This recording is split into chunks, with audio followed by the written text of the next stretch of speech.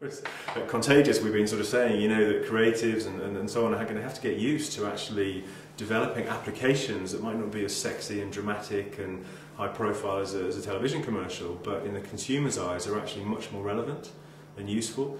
And I think we've been encouraging brands to invest in, you know, widget technology. I mean, people keep thinking, well, you know, a lot of people don't even know what widgets are, but they've now become kind of so much part of the social media mainstream that there's a whole festival dedicated to them in the UK now. And they're literally little simple applications that sit on your hard drive of your computer 24 hours a day. And brands that are using them have been very, very clever because they found that they've got a disproportionate emotional clout because they're free for people to use. And what happens is if you can provide a relevant, useful, entertaining, engaging service, then people will actually sit and have these widgets on their PC screen. So you've got brands like VW in the US, where if you buy the equivalent of a Golf, it's called a VW Rabbit, you get this widget on your screen where you actually opt in, so you give them some information in terms of where you live and what you're interested in and so on.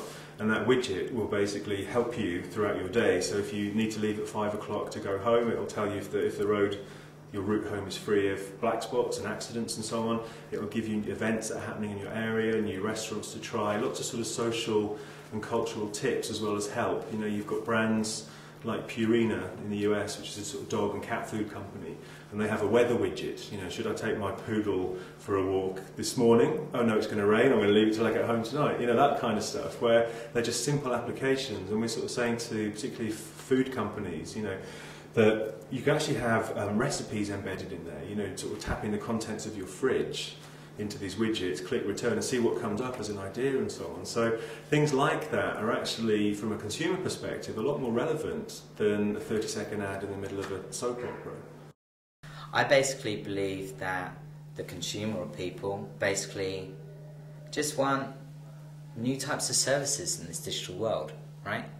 And I suppose a good example of that would be the work that's been done by Diageo and Guinness in Japan, where we created a very simple application using their mobile phone that automatically pinpointed where they were in the streets of Tokyo on a map and gave them simple directions to all the different pubs within about 100 metres of them that did serve Guinness.